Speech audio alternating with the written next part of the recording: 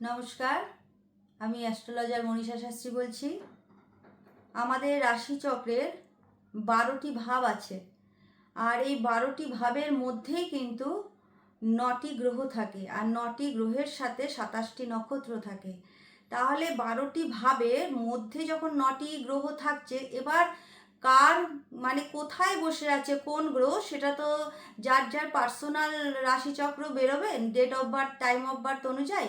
সেক্ষেত্রে দেখতে হবে কোন গ্রহরা কোথায় বসে আছে, কোন গ্রহ বক্রী আছে, কোন গ্রহ মার্গী আছে, সেই হিসাবে কিন্তু ফলাফল বিচার হয়। তা বর্তমান সময় কিন্তু আমাদের বুধ গ্রহটা বক্রী অবস্থায় আছে, আর শনি গ্রহটা বক্রী অবস্থায় আছে বর্তমান গোচরে। বুধ কিন্তু আমাদের কর্কট রাশিতে বর্তমান সময় অশ্লেষা নক্ষত্রের বক্রী আছে।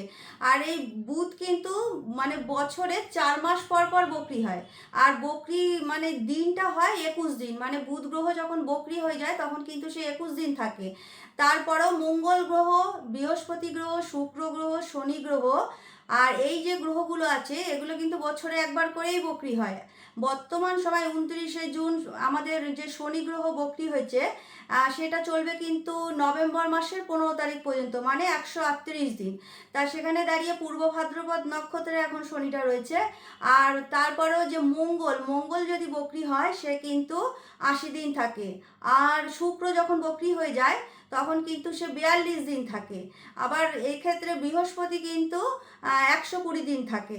আর এক্ষেত্রে বুধ তো 21 দিন থাকেই। তা সেক্ষেত্রে কিন্তু আমাদের সেইভাবে এই গোচরের কথা বলার একটাই কারণ, এই যে গ্রহ কখন বক্রী হচ্ছে কখন আবার মার্গী হয়ে যাচ্ছে, সেই হিসাবেই কিন্তু আমাদের ফলাফলটা ভীষণভাবে বিচার করার দরকার পড়ে। কারণ এই সময়টাই এই কালের মধ্যেই কিন্তু আমাদের কিন্তু সময় যেটা চলে, হঠাৎ করে দেখা যায় দুর্ঘটনা, হঠাৎ করে দেখা যায় শরীরে এমন কোনো রোগ এসে গেল, অপারেশন করতে হলো, হঠাৎ করেই দেখা যায় সংসারের মধ্যে মনোমালিন্য হয়ে গেল, হঠাৎ করেই দেখা যায় যে ডাইভোর্সের যোগ এসে গেল।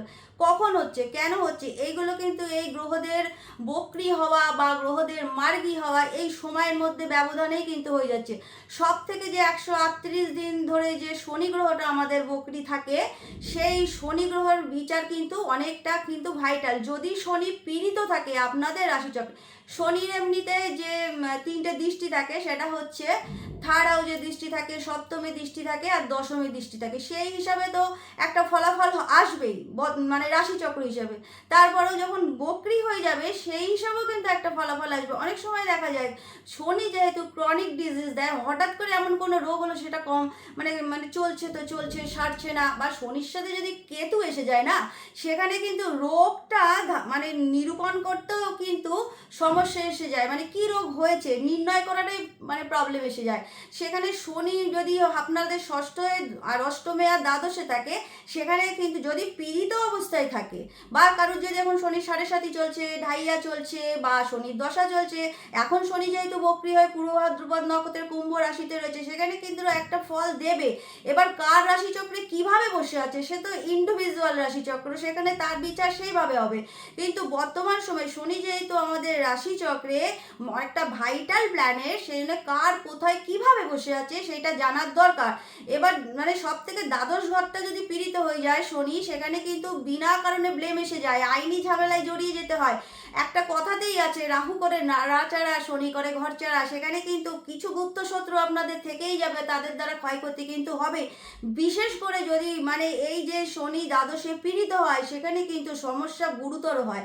তা আপনারা আপনাদের রাশিচক্রটাকে দেখে নেবেন শনি কিভাবে আছে। বর্তমান সময় কিন্তু শনি যে প্লেসমেন্টে বসে আছে কুম্ভ রাশিতে, পূর্ব ভাদ্রপদ নক্ষত্রে বক্রী অবস্থায়, সে নভেম্বর মাসের 15 তারিখ পর্যন্ত চলবে। আপনারা রাশিচক্রটাকে দেখে নিন শনি কিভাবে আছে, সেইভাবে আপনারা চলুন, নিশ্চয়ই ভালো ফল পাবেন।